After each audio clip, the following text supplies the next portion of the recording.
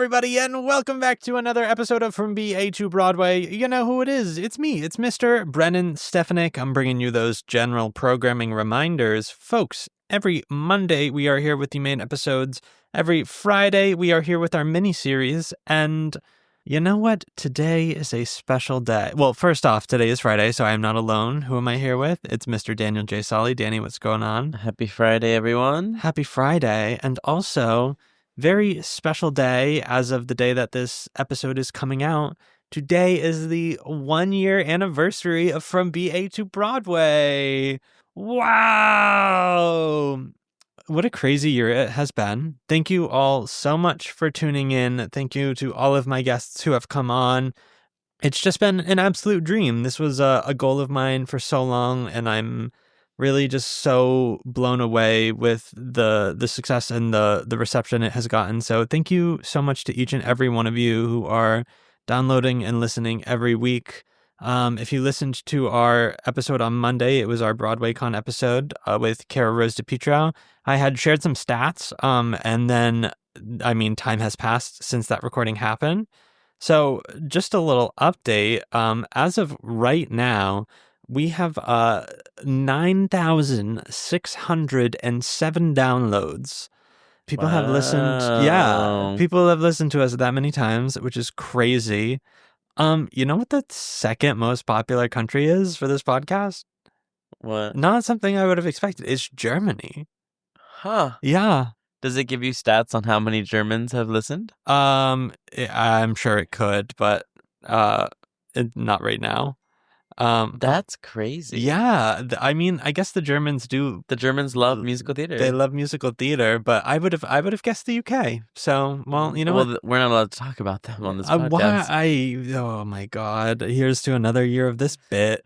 God. Was it literally like a year ago today you dropped the first? It was a year ago today. It was February 28th of what was last year, 2024. That's crazy. Yeah, and that was the one with Chris Thompson, right? That was with Chris Race Thompson, indeed. Yes. The one that started it all. So I remember when you dropped it. Yep. Thank you to everyone who listened then and has stuck around. Thank you to all our new friends for joining us. And here's to many, many more years of this podcast. Is it weird that thousands of people are like intimately connected to your voice? Yeah, for sure. For sure. Also like those 9,000 or whatever downloads, they're all listening to an hour of you. And like the people who listen to podcasts to fall asleep. First of all, wake up right now. But also I'm like, ooh, I'm lulling some people. Everyone's silky, like, everyone gets their best night of sleep on Friday because we're just like, we're just like gibbering away about musicals, and they're like, the perfect thing to put me to sleep. They're like, the first 20 minutes are really peaceful, but then it's pretty dicey as to whether or not I'm going to be disturbed. But anywho, yes, folks, thank you so much. We're gonna keep on chugging along with this here operation we got. So yeah, we're gonna keep on keeping on. We're gonna keep on keeping on. We're gonna keep on BAing to that Broadway. Here's to booking Broadway in this next year. That's I think what's gonna happen. For both of us, indeed, of course, or for me. Okay. Okay. If it has to be one of us, I will take the burden. That's so sweet of you. Don't worry. Danny, speaking of burdens, what show are we talking about today? Well, hello, Brennan. We're talking about Hello, Dolly. Oh, okay. Do you know Hello, Dolly? I don't. Oh my God. Yeah, I know. This is this is why we have these mini-sodes. That's exactly so we can teach you guys about classic musicals throughout history. Well, the thing is too, since I joined theater later in life, how am I supposed to learn all this stuff? How am I supposed to catch up? It's too much. So you know what? That's why we're here. That's why you gotta hire little gays like me. There we go. Who spent their childhood on YouTube. There we go, folks. Get yourself a little gay. Get yourself a little Broadway gay to keep in your pocket. You too could have someone yapping away about Hello, Dolly to you and 10 p.m. on a Friday. Absolutely. Tell me about it. Hello, Dolly is a musical with music and lyrics by Jerry Herman, book by Michael Stort, and it's based on the Thornton Wilder play. And so actually, we're gonna the plot of Hello, Dolly. I'm sorry, what was that? I can't do it a second time. Okay. It was too off the cuff the first time. There was a hand motion, folks, and it was kind of like when Doctor Strange opens a portal, it was like that kind of circular hand motion. I don't know what that means. The girlies who get it, and the girlies who don't. Okay. So the plot of Hello Dolly actually originated in an 1835 English play called A Day Well Spent by playwright John Oxenford, which then playwright Johann Nestroy adapted into a German farce with a German title that translates to He Will Go on a Spree or He'll Have Himself a Good Time. Oh, that rolls right off the tongue. Also the name of my memoir. Wow. Which was published in 1842. Your memoir was? Yeah, and it's also titled He Will Go on a Spree or He'll Have Himself a Good Time. So ahead of its time. Wow. And then infamous playwright Thornton Wilder adapted Nestroy's play into his 1938 farce, The Merchant of Yonkers, which he then revised and retitled to The Matchmaker, which came out in 1954.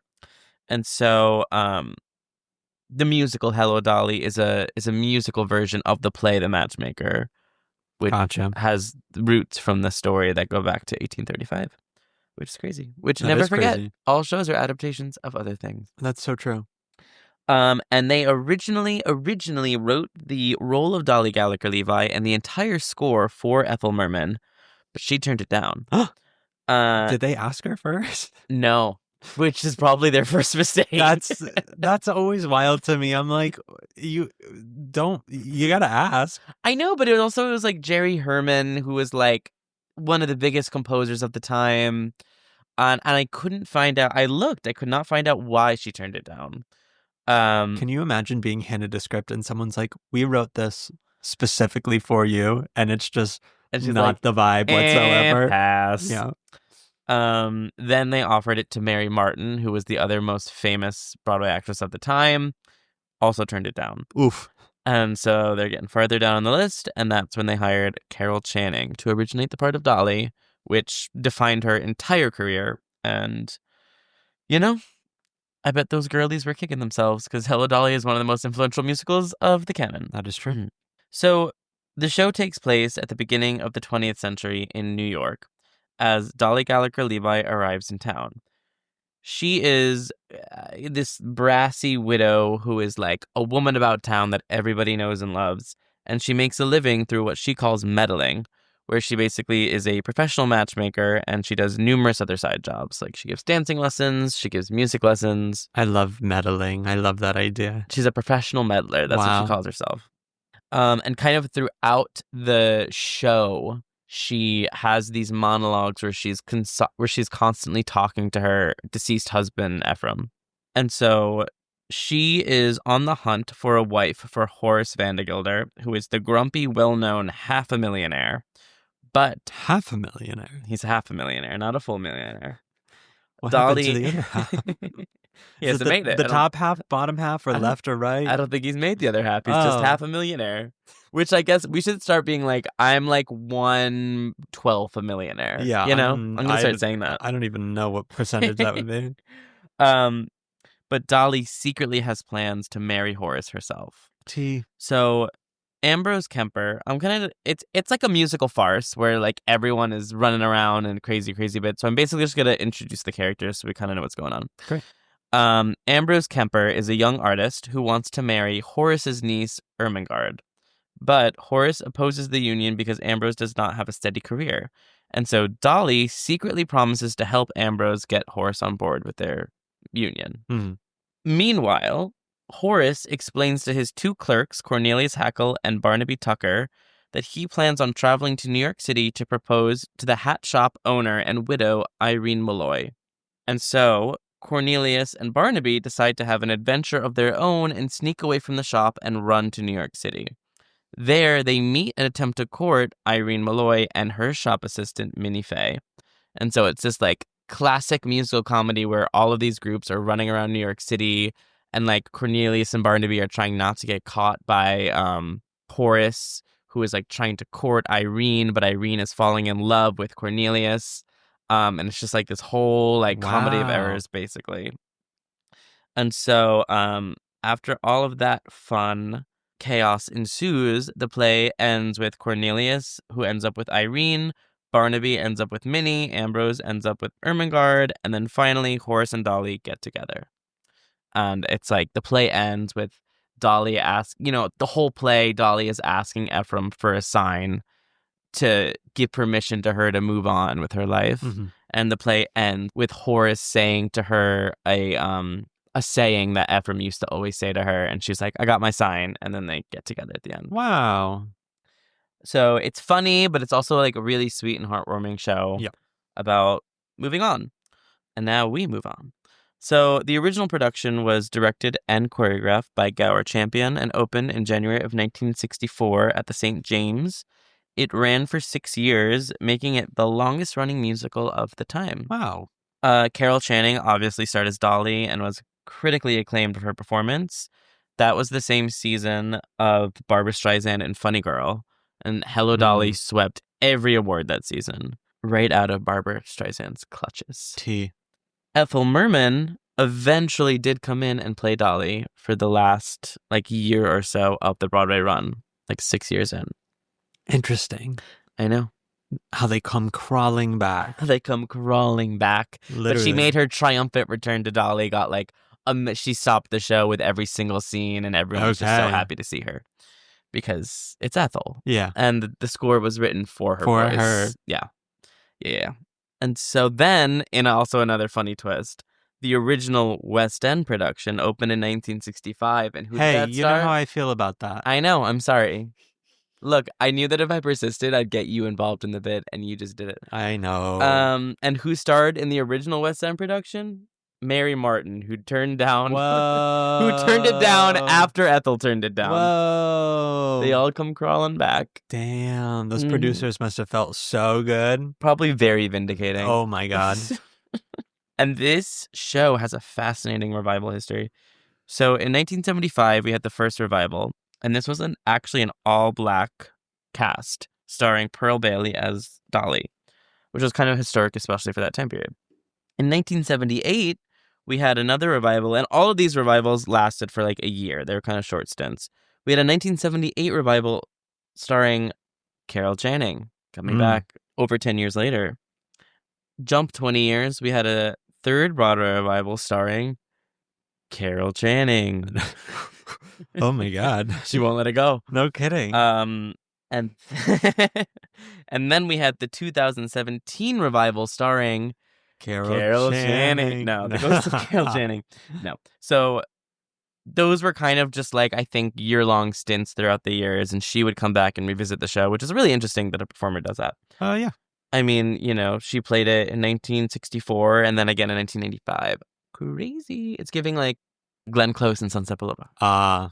So then we have our 2017 revival directed by Jerry Zaks. This one I did see, and I'll talk about it. I can't wait. This production starred Bette Midler as Dolly, David Hyde Pierce as Horace, Kate Baldwin as Irene, Gavin Creel as Cornelius, Jennifer Simard as Ernestina, Taylor Trench as Barnaby, and Beanie Feldstein as Minnie Fay. Donna Murphy played Dolly at every Tuesday evening performance. Both Bette and Gavin won Tony Awards for their performances. This was a huge acclaimed revival. Bernadette Peters and Victor Garber came in and took over for Bette and David for 8 or 9 months before Bette Midler and David Hyde Pierce came back in to close out the show for the last couple months of the run. Wow. And then when I do remember this at the Tonys, and it kind of it got a lot of hype. Oh, it got a lot of hype. There's tea about that Tonys too. Oh my God. So Betty Buckley, and then later Carolee Carmello led the tour of that production. Gotcha. So Dolly is obviously just, if you're a stage dame over a certain age, it is the part. Anyway, back to this. Anywho. I did see this production. I, of course, saw Donna Murphy play Dolly Gallagher-Levi. Of course you did. I had the privilege of seeing her last performance as Dolly. Oh, wow. And this is what I always say. Nothing that I have ever done with a man is gayer than sitting in the audience of that final performance of Donna Murphy My as Dolly God. Gallagher Levi. She got about 5 standing ovations throughout the course of the show. Because it's like, look, I can't believe you just. look, it it takes a Oh. certain gay person to appreciate Bette Midler in the Hello Dolly revival. It takes an even gayer person to run to the theater to see Donna Murphy play the Dolly alternate. Mm-hmm. I mean, she was a revelation, obviously. There's an iconic scene, the song Hello Dolly. It's like, probably know the song Hello Dolly, right? Maybe. You probably have heard it. It became famous, like Louis Armstrong covered it, like when it originally came out on Broadway. It was like a chart hit. And then it's just, there is this moment where Dolly is wearing this like red sparkly dress with this huge headset, and like they're playing the vamp for like the title song of the whole show, and this is staging that originated in 1960, and it's just a classic. It's just like tradition to do in any production of Hello Dolly, where she just struts down the stairs during that overture before she starts singing the song Hello Dolly. Mm-hmm. People were losing their goddamn, me too, minds. I'm sure you were. Donna Murphy strutting her stuff down a huge red carpeted staircase while the vamp of Hello Dolly is playing. Jumping up and down, baby. Yeah. Aside from that, that production is kind of exactly what you want when like a huge, lush, like clearly their budget was limitless in like the sets were gorgeous. Mm-hmm. Everything was just like so gorgeous about this revival. They had a huge working train on stage. Wow. For that, do you know the song "Put on Your Sunday Clothes"? Yes. Yes. For that song, like a huge working train, like literally just for one scene, just went across the back of the stage and everyone hopped on and sang while the train was choo-chooing away. Okay, Skimbleshanks. Literally, it was just such a good revival. And I remember I did not see Gavin Creel. I saw his understudy, who was brilliant, but I do wish that I saw Gavin Creel. Of course. Oh, God, I can't even say enough good things about this revival. It was delicious. It was so good. And it's just the way, look, I love a concept. I'm all for, like, the Sunset Boulevard of it all. Yeah. But there's also something about just a maximalist production of a classic like one Broadway of those show shows that you don't need to change. Yeah, where it's just like every single person in the show had like 20 costumes each. Mm-hmm. There was a bow costume. Everyone came out in a brand new costume for the bows. Amazing. Bette Midler was probably wearing like a multi-$1,000 dress just for her bow. Oh, yeah. I mean, Donna Murphy. Sorry, I didn't see Bette. Yeah. They gave Bette the $20 one. Just like, probably. Just like a huge orchestra. It was just chef's kiss. It was Beanie Feldstein's Broadway debut. Yeah. Kate Baldwin is like a national treasure. The cast was brilliant. Everything was just so delicious. That was like right before the pandemic, right? Because 2017 to 2018. Yeah. It was kind of during that time. I think that was the same season as Dear Evan Hansen. I think like the two winners that year were Bette Midler and Ben Platt. Okay, interesting. Because I remember it was like so many articles about Beanie and Ben being besties on Broadway together. Gotcha. Okay. Are they besties? I didn't know that. Beanie Feldstein and Ben Platt? Yeah, they're like since like childhood. They grew up together. Wow. Yeah. Do you know like Molly Gordon? Did you see Theater Camp? Yes. Yes. So like I love that movie. They're all a group of childhood best friends. Gotcha. They grew up in this like, super uber rich Hollywood high school because all their parents are famous. Of course. Like that's how they got their careers. So anyway, for the Broadway revival, for the Tony performance, here's some Broadway drama for you. Hit me with the producer of this revival was Scott Rudin. Yes. Famously famous Scott Rudin. Yes. Who has stepped on some toes. They obviously wanted to do the title number Hello Dolly for the Tony Awards because that's like the signature number the titular of song. of that production, but also of the 80 years history of the show. Yeah. And I think that the stage setup was very specific and where were they? The St. James? I forget whatever theater they were in. had a very specific rake to it. And so Scott Rudin wanted to do their performance at the theater and have it live cast from the theater, which like isn't unheard of. Yeah, The Once on the Silent revival did that. that's true. But it is kind of rare. And the Tony Awards said no. And they said, no, you have to do your performance in the theater. And that made Scott Rudin mad. And they were the giant, successful Broadway revival starring Bette Midler. So he was like, I don't need the marketing, because that's what the Tony Awards is basically just marketing for these Broadway shows. So he said, fuck you all. And the number that they did was that random solo of David Hyde Pierce's. And that's why. I do remember that performance. I was very confused. That's why the entire revival just got that one solo performance from David Hyde Pierce, because it was a giant fuck you from Scott Rudin to the Theater League. That's so messed up. Yeah, and we could have gotten like, I can't imagine like what such a good how Bette felt about that. Like I can't imagine her just letting that slide. That's her moment. I'm sure that if she wanted to do it, she would have done it. That's true. You know? Yeah. Like I think she had enough power where if she was like, I'm doing this number on this stage, they would have been like, okay, fine. You know? Apparently she's Bette Midler. The show was on her shoulders. She never missed a performance. Wow. Like Donna was not the understudy. Donna was like similar to like Mandy Gonzalez. Donna was like the alternate. All of her performances were Tuesday evenings, planned out. I think when Bette was like on vacation, she did it, but like that was like far in advance planned out. Yeah. They had like a separate marquee that they would bring out on Tuesday nights with Donna's name on it. And so like Bette never called out. Yeah. Couldn't be me. There was one performance where Bette was like, I'm too physically ill to come to the theater. I literally can't show up today. I'm so sorry. And there was a Dolly understudy, because it's a Broadway equity production. They had to have an understudy. This woman didn't even have costumes, because everyone, like, it's like, you're not going on. Yeah. It's Bette's show.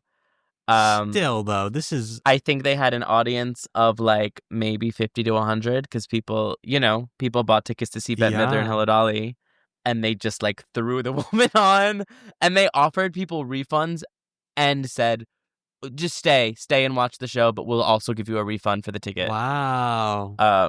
So that is crazy. Yeah. And I feel like not enough people know that.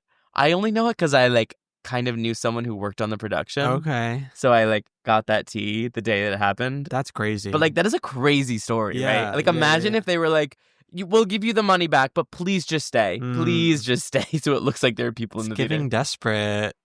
That's what I would say to the box office person. Yeah. It's giving desperate. Actually, reeks of desperation.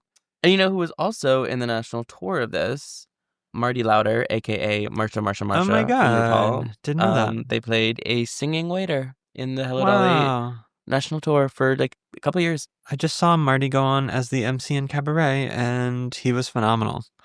I would be very interested to see their MC. I bet they're brilliant. Great show. Yeah. Yep. I saw it. Have we done a Cabaret episode? No. I don't think we have. Put it on the docket. We can. It's not my favorite show. It's a historical piece, though. I know. Okay. We can't just play favorites. That's literally all we do. Well, eventually we're going to reach an end. I don't know. I'm kind of a bottomless pit here. I literally, the way that I pick these shows is so funny. Is it whatever pops up on? Should I peel the curtain back? Do you do a random song on your Spotify? Well, it kind of depends.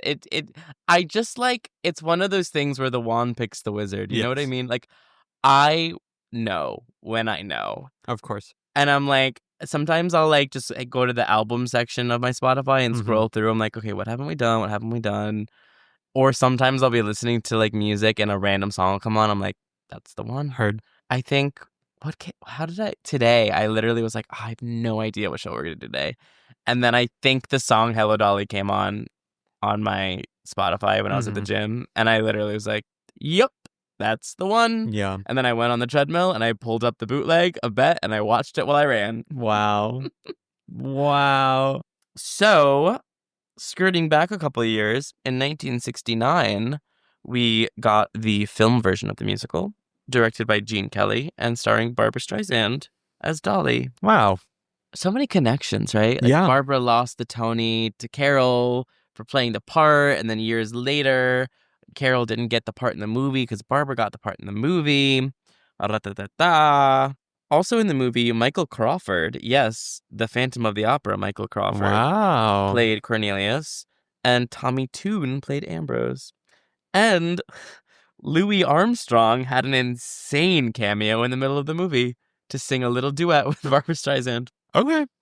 Because he is associated with Hello Dolly because he released the song Hello Dolly as a single and Gotcha. made it really famous.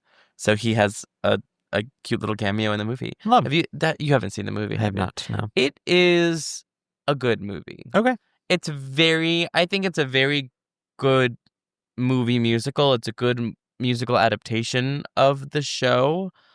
I think that Barbra Streisand was 40 years too young at the time. Heard. She was in her 20s playing middle-aged widow Dolly, and she didn't even want to do the movie. She was just contracted by the studio. Okay. Because that was the days of that happening. Yeah. And so the movie, it's not beloved or considered a classic, I don't think, but it is kind of one of those during that time period, the big movie musicals. It would have been really interesting if they got her to do the 2017 revival. And it's yeah, because her at the appropriate age would be wonderful. Yeah. But if you don't know Dolly, if you want to learn the show, I highly recommend giving that movie a watch. There also is a full bootleg of Bette Midler doing it. There is a full bootleg of Bernadette Peters doing it. I have searched high and low for a full bootleg of Donna. I cannot find one. There are clips of her. Look, I know. I'll shut up about it. Here's the thing. This has also been confirmed by people who saw all three actresses play the part in the revival with their own eyes. I think Bette Midler plays a brilliant performance of Bette Midler playing Hello Dolly. Okay. And Bernadette Peters kind of does the same thing. Beautiful, wonderful, funny performance of Bernadette Peters in Hello Dolly. Okay. Donna is playing Dolly. Gotcha. She is an actress. And heartbreakingly and interestingly enough, she played this part right after her husband died. Oh. Her husband of 25 years. And she gives a lot of interviews about it too. She was I think he had died the year before or something, and then the offer came in, and she was I agonized over it, but also it's she was the opportunity professionally, and also the fact that I have rent to pay, and bills to pay, and that sucks. She was just so. But yeah, I'm sure it was electric. Yeah, that's what I gotta say on that, folks. I love it. Dolly, we love to see it. Also, I don't know, there's a bajillion videos of Carol Channing throughout every stage of her life, sure. playing this part. There's also a really wonderful little video of Angela Lansbury and Carol Channing singing it together. Oh. And Angela's a part I've always wanted to play. And I'm who the fuck didn't do this? Yeah. Yeah, so Hello Dolly. It's a big one. That's definitely one of those ones where someone says it and I'm yeah, that's on me. I really should know this. A little bit. It's a classic. Yeah, it feels like a staple of musical theater and a cornerstone of it. So it's a really historic musical. Put On Your Sunday Clothes was one of my college audition songs. Wow. Back in the day. Oh. It was my I think a lot of colleges were contemporary song and then a pre-1975 song, something like that. And mine was always Put On Your Sunday Clothes. Wow. So, put that in your book. There you go, folks. And weirdly enough, at my University of Michigan audition, I didn't get in. I was I'll be singing Put On Your Sunday Clothes. And they're oh my God, no one has ever sang that in an audition before. And I remember at the time being really? Hello Dolly? At the University of Michigan? It's no one has sang. I mean, I don't know. I don't know if maybe it's not a popular audition song because it's a group number, and I feel the sheer volume of people auditioning for that school, someone would have sang it, right? Maybe they were just didn't hear it that day or something. But I literally remember that moment of being huh, that's weird. It's a really popular music. Weird. You should get some more people in here. I don't know. Yeah, maybe get some more people in here. Maybe you should have let me in, and I would have taught you about Hello Dolly. It's in Wally, right? I've never seen Wally. I know. The truth comes out. I know. Oh my God, you're gonna get like your card revoked. They're literally gonna come take my Disney ID. Oh my, you've never, I mean, I've I never haven't seen. either, but I feel like that's I've okay that heard I haven't. It's not okay nothing. that you're not. I've heard nothing but great things about it. It's It like such seems a beloved show. it seems like one that I would completely love and Yeah. fall in love with. Yeah, I'd just never gotten around to seeing it. I don't know why. There's really no excuse. Like, We just never should seen one. watch it. We should watch it. So apparently, Put On Your Sunday Clothes is in Wally. Gotcha, So a lot okay. of regular people know that song too. Understood. I'm just like taken a little aback right now. Yeah, no, I understand. I Especially because it's like not an off the beaten path Disney movie. Yeah, It's like yeah. very famous. The trash compacting robot. I Yeah. would say let's watch it, but I just want to watch Traders. Well, we got to finish Traders first. Folks are watching Traders UK right now because let me tell you, if you like theatricality, UK is, I mean, US is great. Love it. Don't get me wrong. I love my reality TV stars, but something about complete random everyday people all of a sudden being thrust into a live action game of Mafia. Just the stakes and the deception, the way it weighs on them is just I care unparalleled. so much more about the normal people. I don't give a shit about the Of course. about the influencers or whoever the US does.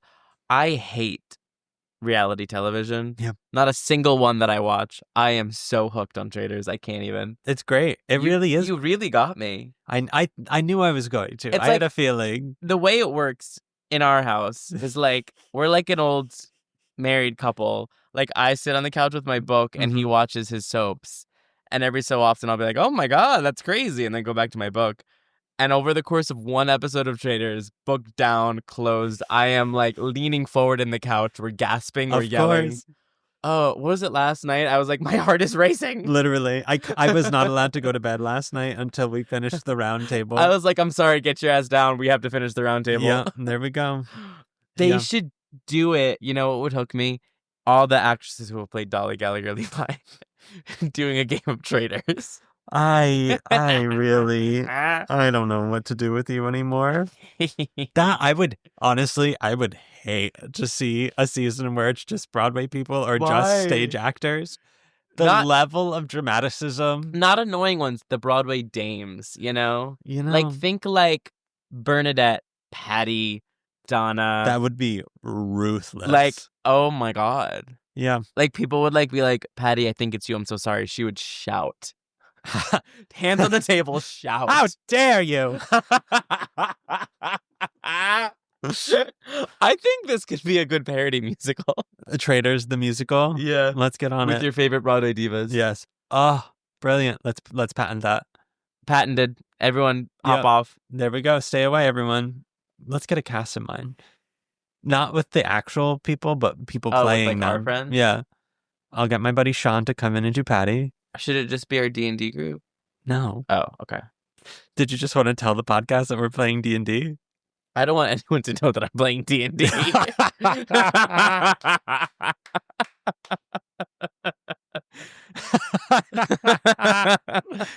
Oh, God. Anywho, we digress. Anywho. Any other thoughts? I don't think so. I mean, this is another instance where that 2017 Broadway cast recording is just mwah. Yeah. Mwah. You get like Gavin Creel singing "Put On Your Sunday Clothes," Kate Baldwin, that cast was really was really something else. And like the little quad of like, because Kate Baldwin, Gavin Creel, Beanie, and Taylor Trench were like, their characters were just like a little quad. Yeah. So they are just like, I think became real life a quad of best friends. Lovely. And I feel like I am part of their best friends. Oh my God. Because I follow all of them on Instagram. Wow. And I love it. Amazing. Just can't make it up. No, you really can't. You really can't. Oh. Yeah, I don't know what else I got. Phenomenal. What I got for you. Love to hear it. Everyone, go check it out. Go watch the booths. Go listen to the albums. Mm-hmm. Watch the movie if you want. Apparently, but watch the movie. Yeah. Watch Wally. Watch Wally. We'll get on that, folks. We'll watch it too. Don't worry. And as always, if there's a certain show you want to hear us talk about, you can let us know by finding us over on Patreon. That is patreon.com/BA to Broadway. Our principal tier Patreon members get to choose the shows that we talk about. So if you want to give Danny a break, come on over. Let us know. We will do it. As always, you can find us on most social media platforms at BA2Broadway. You can find me at Brennan Stefanik. You can find me at DSauls, and you can find us watching Traders on our couch in 10 minutes. Of course you can. And until then, folks. And until next week. Also, yeah, happy 1 year anniversary, everyone. Woo! Do you think that sounded like one of those things? Do it again? I don't think it did. I don't know. Turn your volume down. Until next week, folks. Bye. From B.A. to Broadway is created, produced, and edited by Brennan Stefanik, music by Dylan Kaufman, and cover art by Jordan Vongsithi.